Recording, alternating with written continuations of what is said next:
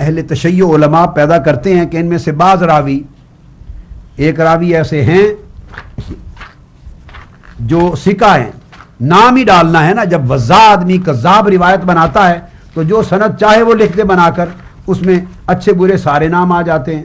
محمد بن اسحاق بن یسار ہیں، یا صالح کیسان ہیں، یا محمد بن زیاد بن عبداللہ زیادی ہیں.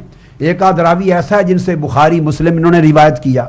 اوپر کے روات میں نے عرض کیا ویسے ثقات ہیں، مگر یہ بات کیسے پہنچتی ہے جب نیچے کذاب راوی آ گئے تو جیسے متن اس نے وضع کر لیا تو سند بھی وضع کرتے ہیں یہ لوگ. یہ کوئی ثبوت نہیں رہتا جب کذاب اور وضع راوی آ جاتے ہیں.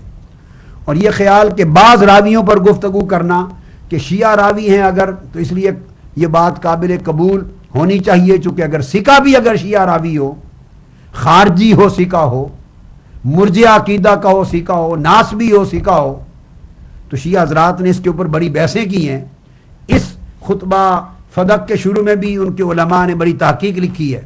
میں ایک بات بتا دوں جس کو ہر جگہ وہ چھوڑ گئے ہیں، ہر جگہ چھوڑ گئے ہیں. لکھا ہے کہ فلاں نے لکھا ثقہ تھا، ثقہ تھا، شیعہ تھا مگر ثقہ تھا، ثقہ تھا، لکھا ہے. یہ بحث اصولی ہے، اس میں کوئی شک نہیں. خارجی بھی تھے کئی ثقہ تھے، مرجئہ عقائد کے بھی تھے ثقہ تھے، ناسبی بھی تھے ثقہ تھے، قدری بھی تھے ثقہ تھے.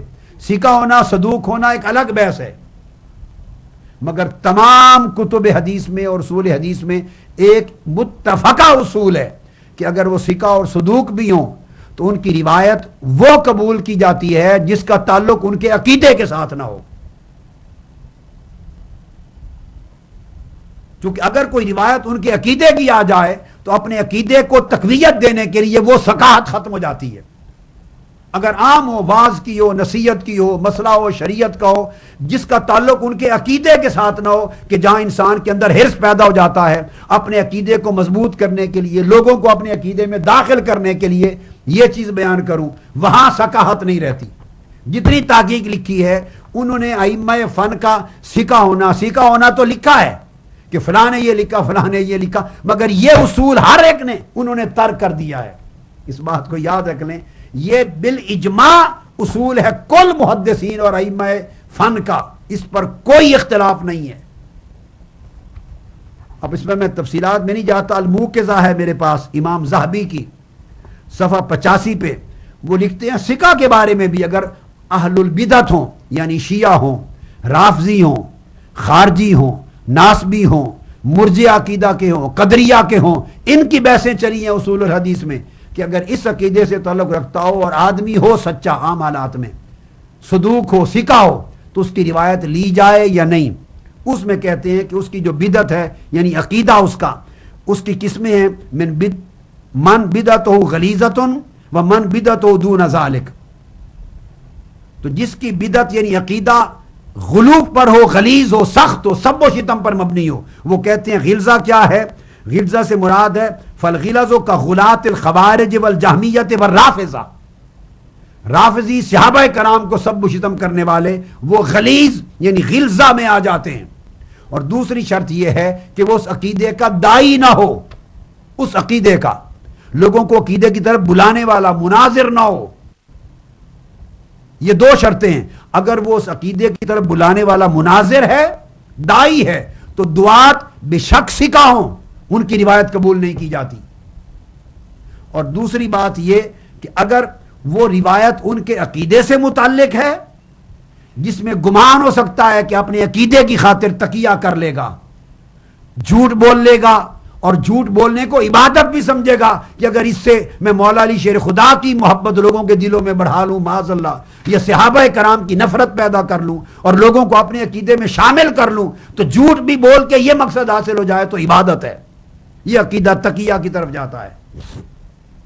وہ کہتے ہیں اس وجہ سے وہ روایت ان کی ثقہ بھی ہوں تو قبول نہیں کی جاتی، رد کر دی جاتی ہے. یہ کل ائمہ نے، امام شافعی نے، محدثین نے الموقظہ میں بیان کیا، یہ امام نووی نے یہ اصول بیان کیا التقریب میں. امام نووی نے یہ قاعدہ بیان کیا گیا ہر جگہ. فرماتے ہیں اس وقت روایت بیان کی جاتی ہے من کفر ببدعتہ لم یحتج بالاتفاق، جس کا عقیدہ اتنا خراب ہو کہ تکفیر تک جا پہنچے، قبول نہیں کی جاتی، بے شک ثقہ ہی کیوں نہ ہو. یہ ثقافت کی شرط کے ساتھ ہے. ورنہ اگر سکہ نہیں ہے، جھوٹا ہے، کاذب ہے، تو اس کی تو بحث ہی نہیں بنتی، وہ تو دوسری کذاب ہونے اور وضاع ہونے کی روایت میں چلا جاتا ہے، یہ الگ ہے۔ اہل البدعۃ والاہواء ومن لم یکفر قیل لا یحتج بہ مطلقا، ایک قول ہے اگر تکفیر تک بھی نہ پہنچے تو اس کی روایت قبول نہیں کی جائے گی، اور ایک قول ہے کہ قبول کی جائے گی مگر ان لم یکن ممن یستحل الکذب فی نصرت مذہبہ، اگر اپنے مذہب کو تقویت پہنچانے میں جھوٹ بولنے والا نہیں ہے، یہ ثابت ہو تب قبول کی جائے گی، اور اگر اس کے اندر اپنے مذہب کو تقویت پہنچانا شامل ہے پھر قبول نہیں کی جائے گی۔ اور یہ بھی فرمایا وَيُحْتَجُّ بِهِ إِن لَّمْ يَكُن دَاعِيَةً إِلَىٰ بِدْعَتِهِ، سکہ راوی ہے، شیعہ ہے، خارجی ہے، مرجئہ ہے، قدری ہے، تب قبول کی جائے گی اگر وہ اپنے عقیدے کا دائی نہیں ہے، ملا نہیں ہے، ذاکر نہیں ہے، مناظر نہیں ہے، لوگوں کو اپنے عقیدے کی طرف برملا بلا کر گمراہ کرنے والا نہیں، اور اگر وہ دائی اور امام ہے اور ان کا مقتدا ہے، اس کا انٹرسٹ ہے اپنے عقیدے کی طرف، تو پھر اس کی روایت قبول نہیں کی جائے گی۔ ولا یحتج بہ ان کان داعیہ، اگر دائی ہے تو قبول نہیں کی جائے گی، اور یہ قول وہو الازہر الاعدل وقول الکثیر اب الاکثر، یہی اصول حدیث میں اکثر کا ہے اور معتد اور ثابت ہے اور بنیادی حیثیت کا حامل ہے۔ یہ قاعدہ امام ترمذی کے ہاں بھی ملتا ہے، نووی نے شرح مسلم میں بھی یہی قاعدہ بیان کیا، یہی اصول یہ علامہ امام عراقی نے، زین الدین عراقی نے التقیید والایذاء میں بیان کیا، یہی قاضی ایاز رحمۃ اللہ علیہ کی اکمال المولم میں ہے۔ ہر محدث اور ہر امام میں فن نے یہ اصول بیان کیا ہے، یہ انہوں نے بیان کیا ہر ایک نے، یہی حافظ ابن حجر اسقلانی نے ہدی الساری مقدمہ فتح الباری میں بیان کیا، یہی ابن رجب حنبلی نے شرح علل ترمذی میں بیان کیا، یہی امام جلال الدین سیوطی نے تدریب الراوی میں بیان کیا التقریب پر۔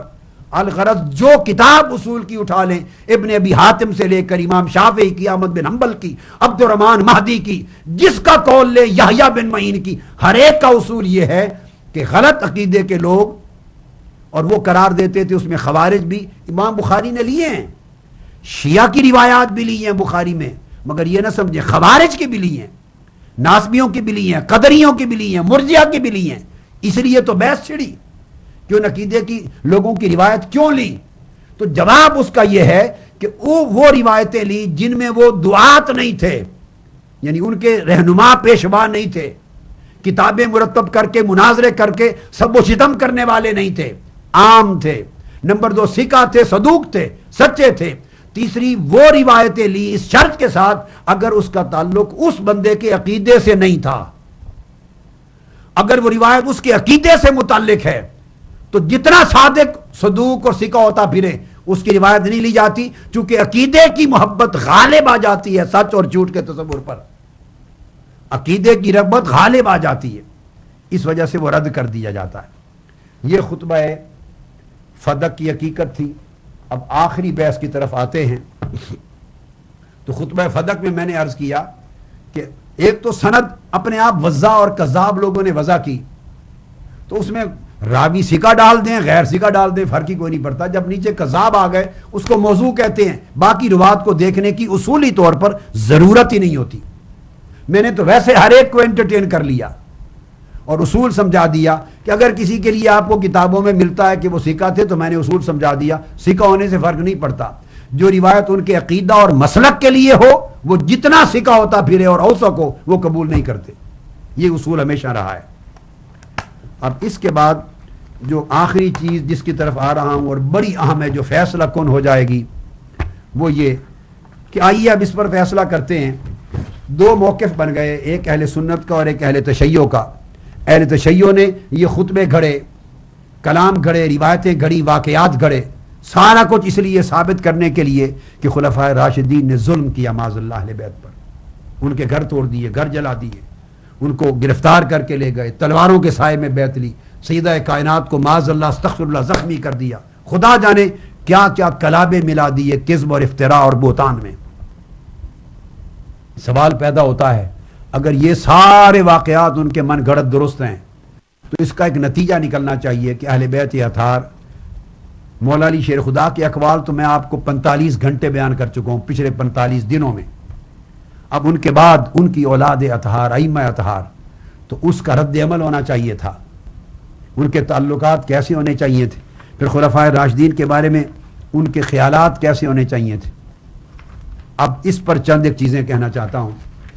پہلی بات یہ ہے کہ جب نام رکھے جاتے ہیں، آپ بھی اپنی اولاد کے نام رکھتے ہیں، تو آپ خود بولیے اہل سنت ہو یا اہل شیعہ تشیع، خود اہل تشیع کو کہہ رہا ہوں، کوئی گوارہ کرے گا اپنے بیٹے کا نام یزید رکھنا؟ شیعہ حضرات سے پوچھ رہا ہوں، اہل سنت بھی گوارہ نہیں کریں گے۔ ایک شخص میرے گھر آ گیا تھا ملنے، اس کو دوپہر کا کھانا دیا، بیٹھ کر وہ بدبخت تھا، مجھے معلوم نہیں تھا، اس نے یزید کی تعریف شروع کر دی، تو میں نے گربان سے پکڑ کے تھپڑ مار کے گھر سے اس کو ٹھڈے مار کے باہر نکال دیا تھا۔ خبیث، اس گھر میں اہل بیت کی محبت اور ان کی تعریف ہو سکتی ہے، یزید بخت جہنمی کا نام نہیں لیا جا سکتا، نکل جاؤ۔ مہمانداری اور میزبانی کا بھی خیال نہیں کیا میں نے۔ تو ہم نام نہیں آپ رکھیں گے، نام رکھیں گے۔ اچھا، کیا اہل تشیع اپنے بیٹے کا نام معاویہ رکھنے کو تیار ہوں گے؟ بولتے آئیے، جواب نہیں۔ آج آپ اہل تشیع جو ہیں شیعہ، اپنے بیٹے کا نام عمر رکھنے کو تیار ہیں؟ کوئی شیعہ چونکہ تبرہ کرتے ہیں، بغض ہے ان کا، نہیں رکھیں گے۔ ابو بکر رکھنے کو تیار ہیں؟ شیعہ نہیں رکھے گا۔ عثمان رکھنے کو تیار ہیں؟ نہیں رکھے گا۔ جن کو آپ دشمن سمجھتے ہیں، معاذ اللہ استغفر اللہ العظیم، مرتد سمجھتے ہیں، کافر اور منافق سمجھتے ہیں، معاذ اللہ استغفر اللہ، غاصب سمجھتے ہیں اہل بیت کے حق کا اور ظلم کرنے والا سمجھتے ہیں، تو آپ کبھی نام نہیں رکھ سکتے۔ کیوں؟ سوال ہے۔ آپ دیں گے ہماری غیرت ایمانی گوارہ نہیں کرتی۔ درست بات ہے، آپ کی غیرت ایمانی درست ہو یا غلط ہو، درست ہو یا غلط ہو تصور، مگر اگر ایسا تصور ہو تو غیرت گوارہ نہیں کرتی۔ اب آئیے اسی اصول پر ذرا ائمہ اطہار اہل بیت کو بھی پرکھ لیتے ہیں۔ اصول یہی رکھتے ہیں جس پر آپ کا عمل ہے، آپ کا عمل ہے۔ 14 صدیوں کے بعد آپ کی غیرت اتنی ہے ابھی۔ اب ہم ائمہ اطہار اہل بیت کی طرف آتے ہیں۔ یہ کتاب ہے میرے پاس، کشف الغمہ، نوٹ کر لیجئے، کشف الغمہ فی معرفت الائمہ، بسم اللہ۔ اس کا جز دوم، دوسرا جز، معروف کتاب ہے، محقق ابو الحسن علی بن عیسیٰ اربلی کی، مکتبہ بنی ہاشم، تبریز کی مطبوع ہے یہ کتاب، سوق المسجد الجامع تبریز، 1381 ہجری کی یہ ہے طبع، اور مطبع علمیہ ہے، اور قم کا بھی اس کی طبع ہے، تبریز اور قم سے چھپی۔ اس کا صفحہ 66، جلد دوم، کشف الغمہ فی معرفت الائمہ، مولا علی شیر خدا امیر المومنین سیدنا علی المرتضیٰ کا باب ہے، اور چیپٹر ہے فی ذکر اولاد ہی علیہ السلام۔ بڑے دھیان سے سمجھے، مولا علی شیر خدا کی اولاد کے ذکر میں یہ چیپٹر ہے۔ اہل سنت کی کوئی کتاب کا حوالہ نہیں دوں گا، کوئی کتاب اہل سنت کی کوٹ نہیں کروں گا، اہل تشیع کی معتبر کتب بس۔ ذکر اولاد ہی الذکور والاناث علیہ السلام بیان کر کے اس میں شیخ المفید کی روایت لاتے ہیں، علامہ اربلی صاحب کشف الغمہ، شیخ المفید مجتہد عظیم، وہ کہتے ہیں کہ مولا علی شیر خدا کی جو اولاد تھی وہ تقریباً 27 افراد پہ مشتمل تھی، ذکور و اناث، یعنی مرد بیٹے اور بیٹیاں تمام ازواج سے 27 تھے۔ اب اس میں کچھ نام جو امام حسن، امام حسین، زینب کبریٰ صغریٰ، ام کلثوم، ان کی والدہ ماجدہ فاطمۃ الزہرا کرم اللہ وجہ الکریم۔ اس کے بعد پھر آپ کی ایک اور زوجہ تھی جو آپ کے وصال کے بعد حضرت ام حبیبہ بنت ربیہ، اب یاد رکھ لیں، مولا علی شیر خدا کی دوسری زوجہ جو حضرت سیدہ کائنات کے وصال کے بعد ہوئی، ام حبیبہ بنت ربیہ، ان سے جو اولاد پیدا ہوئی ان میں سے ایک صاحبزادے کا نام آپ نے عمر رکھا۔ عمر مولا علی شیر خدا کے بیٹے کا نام ہے، یہ وہ عمر ہے۔ اگر خدا نخواستہ اس عمر نے گھر جلایا ہوتا اور سیدہ کائنات کے مبارک ہاتھ چہرہ اقدس پہ تماچے مارے ہوتے، استغفر اللہ العظیم، اور زخمی کیا ہوتا اور شہزادہ محسن شہید کیا ہوتا، اور